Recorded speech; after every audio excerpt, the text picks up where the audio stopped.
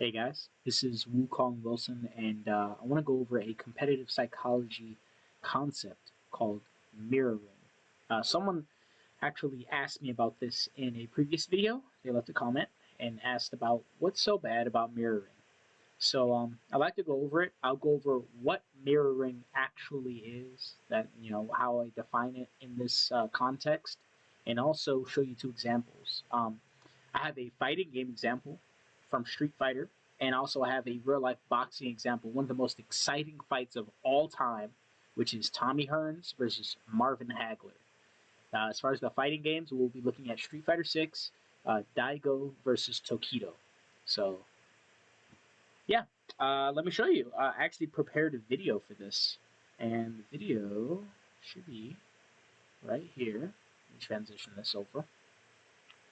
Okay, so I prepared this video, right? I went and looked at some small moments in the first round, and also the first round of the boxing fight, but also the first round of this match with Daigo and Tokido. They're both playing the same exact character, but that's not the mirroring part. Just because they're in a mirror match doesn't mean that, whatever.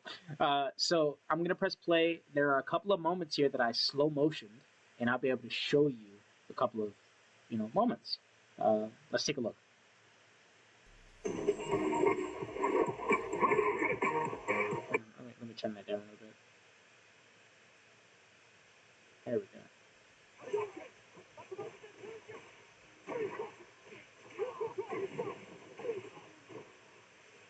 Okay, take a look here. So you saw that backdash, right? That was after he got knocked down and he got back up. For people that don't know a lot about fighting games, you have to remember when you get knocked down in a game, you can't be hit generally. So when you get back up, you don't really have a choice to get up. You have to get up. So that's the situation. It's a very specific situation. So we saw that Daigo just backdashed. Okay, now we saw him, Tokido just backdashed right after he saw Daigo backdash. After being put into block stun. So as soon as he blocked, the first thing he does is backdash. I'll get more into this. Let's keep watching. Okay. So that was just a block after that. I'm sorry. Here we go. Knockdown. Okay, so now there's a parry. Here's a knockdown. There's another parry. He didn't even get the parry because he was actually out of range. But we see that there's a parry. So from what I'm seeing here, right? If you actually look at the beginning, like Daigo and Tokido, they both threw fireballs, right? And then they both backdashed, and now they both woke up with a parry. So I think that there's some mirroring going on. So let's see how this progresses. Look, both fireball, right? They're still both throwing fireball, you see? But you can see that Daigo has a little bit of an advantage with, of course with the life lead and everything here, but just on the timing. So Daigo is a little bit strong with fireballs in general, but why are they mirroring? Why is he doing using the same tactics, right? A backdash on wake up, or a backdash, to get out of block stun, a fireball at this zone 2, zone 3 area. They're doing a lot of the same things. You see, he's trying to poke, and he's getting pushed back, right? It's not perfect. Look here. Even there, that's that moment of silence. Look, I'll go back a little bit. Look, this little staring contest that they have, that's a mirror. They're both on the same wavelength. And so when you have like competitors, right, there's ups and downs, push and pull. So if you push and they pull, then you're able to kind of control the narrative. But if you're on the same exact wavelength, right, if you put the two waves together, they're the same exact wavelength, nobody's really in control unless you're doing it on purpose, right? So if you start to notice mirroring, you want to kind of shake them off, right? So let's see. Okay, that right there. So he just did a drive rush, a naked drive rush grab, or a back grab at that, to put him in the corner, which is wonderful. That kind of shook things up completely. So from here, we saw Daigo kind of had the advantage, right? Now it's not necessarily because of the damage or the position, but really it's the rhythmic control that he has over this match now. So let's look, all right? still gets hit. That's okay. Hey, that's okay. That's gonna happen. He just controlled the narrative there. So this is not something that they're doing and necessarily thinking about. Okay, this is not something that they're thinking about. This is a psychology thing, which kind of what I mean by that is that it more affects the subconscious. Is more of a subconscious thing, right? So we see that in Street Fighter and how people behave, but behaviors still carry over to real life boxing as well. Um, just as we have chess, chess is a proxy for war, is it not? Of course it is. So, with all the best generals in history being amazing at chess or really good at chess and using it as a tactic to develop their skills, then why not use Street Fighter as a proxy for boxing? That's why I use that example. So, if you like Street Fighter and you like playing Street Fighter, I do too. I'm kind of like I'm at a diamond level right now. I'm working on getting up to master, and this is kind of thanks to my mentor Kaizen. Kaizen Master has been a really good guide for Street Fighter, but also just competitiveness in general. He taught me the concept of mirroring and why you should avoid it. So, anyway, this match right here. Okay, we're about to watch. Tommy Hearns comes in. And now you see how long his arms are. Okay, look at this. He's man. That's ridiculous. He's like a spider. So that's really good for staying at a long distance and throwing straight punches. Keep that in mind. Now, Marvin Hagler, you can see he has short arms, right? So that's that's something to be said. But stylistically, he comes out southpaw. I think he actually uses both stances. But stylistically, he moves forward. He's a forward-moving fighter. Now, spoiler alert, guys. Spoiler alert. Mr. Hagler won this fight by knockout in the second round. But you can look it up and you can check it out. But really, I want to touch on some of the small moments that we're going to see in this first round. And I'll warn you, it's going to go pretty fast.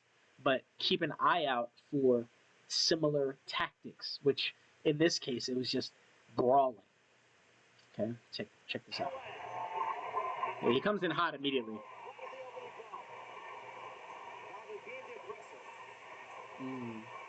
Look at that. So this is perfect. This is perfect for Hearns. Right there. Stay there. Good. He hit him. He got hit now.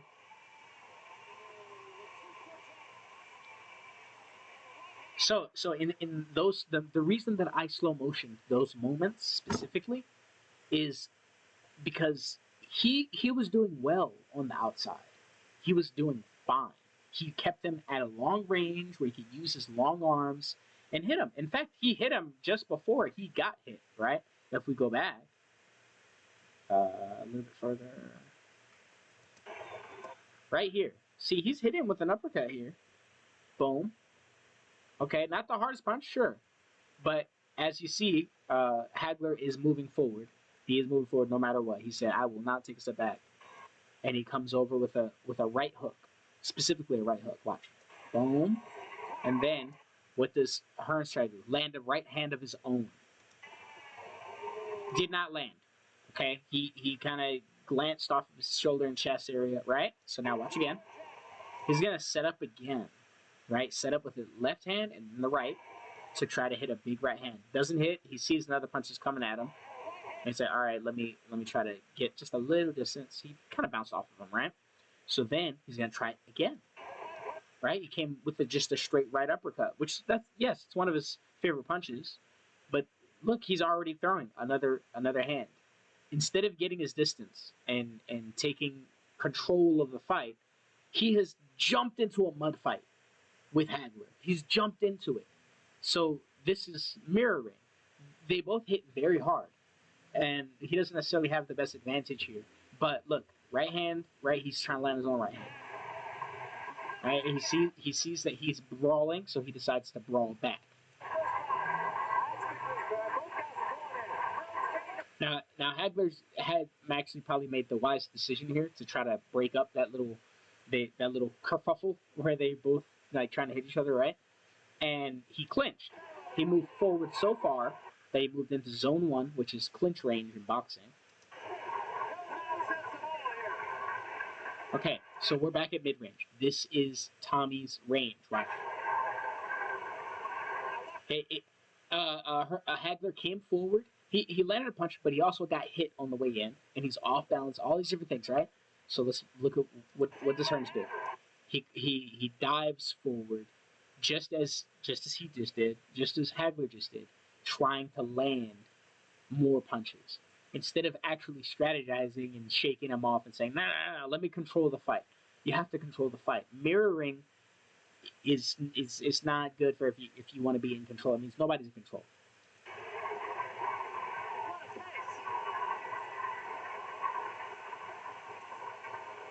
Such an exciting fight too. Okay, so he just got hit here, right, with the left hook. You saw that. He's been throwing. They're both been throwing both hands and all this. Oh, so then subconsciously he wants to throw his. He hit him over the top and watch. Big left hook, huge, humongous, longer arms, all this stuff. Look, he has to even move backwards for it to even land right. Like this, it just doesn't make any sense for him to do this right here, strategically. It's a subconscious thing. He's been dragged into the mud fight, so don't mirror. Shake him off.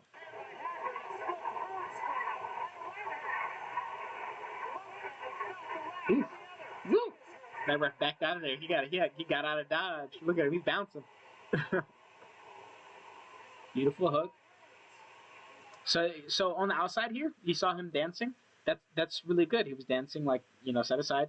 Okay, and then he dives in with his hand, and what he needs to do is disengage to his left over here. He shook him off, right? He finally shook off his rhythm. See, look, he went to his right instead. That's fine. That's fine. See? All right. So now, okay. See, he just got touched here. Now watch from here. You see the forward movement? Yeah, all right. He touches them again. He had to eat the right hand. Trying to stop him. Trying to keep him out. Touch him again. Oh, he tried to touch him again. He missed. Okay, so yeah, that right upper, that's one of his favorite punches, right? To set up. He winds on the outside and hits him right at the middle. From there, he should have just kept in control. This was the best part of the round. That whole section, just him dance on the outside, disengaging. That's great, and he's already shook him off. Now, right there, he just took a rest, right? I don't know if he's tired. I don't know if he's decided, man, I want to get him out of here, and this first round is going to be it.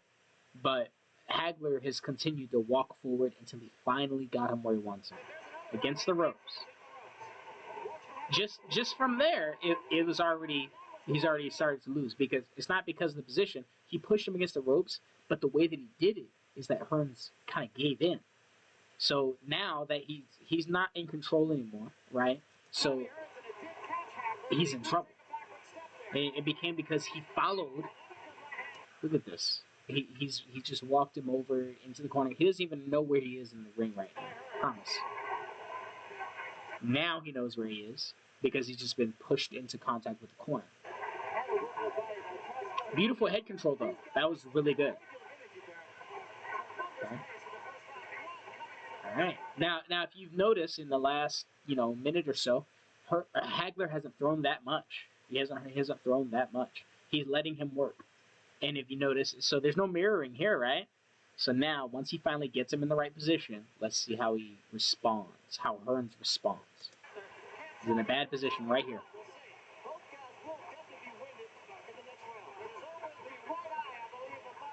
Ooh. All right, he's coming body head again, head with the left hook. They're both throwing. Now that was really nice right here. I can speak on hand positions and all this. There's so many different film studies I can do off of this, but look, you threw the left at the same time, right? This is also mirroring because now they have the same rhythm. So mirroring, right? I forgot to define this at the beginning of the video, but mirroring is when you use the same moves, right? I think I did kind of go over this, but I want to be very specific, okay? So it's not just using the same exact moves at the same time, but also the same strategy, like we saw in the first video with Street Fighter and in the beginning of this. It's like, oh, you hit me with my right hand, I'm going to hit you with that. You're gonna hit me with this, I'm gonna hit you with that. Oh, you're gonna push really hard, I'm gonna push really hard. There's no dancing there. There's no push and pull and ebb and flow. Now, also, just doing the same exact thing at the same exact time. That is something that you want to shake off, because if I punch and you punch and we punch each other's punch, nobody wins. And then we stay on that rhythm. Now, if I'm aware and I know that we're on the same exact rhythm and I know that that's a bad thing, then I can do something to shake you off. So, look, they threw at the same time here. They both messed their punches up. Then, right, so he comes on the right side, and then look at his arm placement here. He's going to nudge him over. Boom. And then, so because he created that space, right, he leaned forward, nudged him over, and then he came back out. Boom. So that pose comes from a shell position. That is a really, really good way. Whoa! Sorry. That is a really, really good way to start creating your own rhythm and stop obeying their rhythm. And if you notice, he hit him with the right hand. Look, see? He hit him. Now, instead, they both threw at the same time that time, but somebody landed, and that was Hearns. Tommy Hearns landed. That's a good thing. This is all very simple, but you have to see these small things. Now, from there, also, that was a small thing, but that doesn't mean that overall he's winning. Overall, this is actually a bad position because he's still in the corner. He's still against the ropes, and he's still in a slugfest. He might have shook him off, but Hagler's not walking backwards. And then he also shook him off with the triple left hand right there. So Hagler's doing the same thing. He's like, okay, when I's got his own rhythm, let me do something a little off to throw him off. He just did a triple left hand. Now, see? The staggering of the offense is beautiful. I love it. A little loud. All right, so from here, it's become a slugfest, right? Tommy Hearns, he could easily turn him out and exit and actually, start to box again like he was in the beginning, and he does not. And this is what cost him this fight.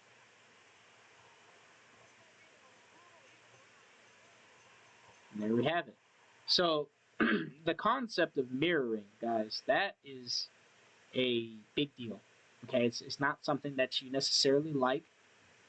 I dropped my mic again. Oh my god. So yeah, mirroring is generally something that you don't like. Okay, and you want to avoid unless you're somehow doing it on purpose, or if you're noticing it correctly, then you can weaponize it and use it to your advantage. But generally, when you are mirroring, shake them off. Okay.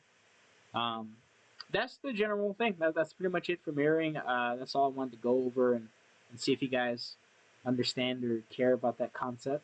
Comment and let me know what you think. Competitive psychology is really, really interesting. And again, my mentors, Kaizen, Barry Robinson, my coach Gibbs, they are all to thank for this whole system and how I'm able to come up with these answers and find all these different things in film study. So it's so fun. Join us. I have a Discord. Comment here, of course, subscribe, share. Just let me know what you think. See you guys.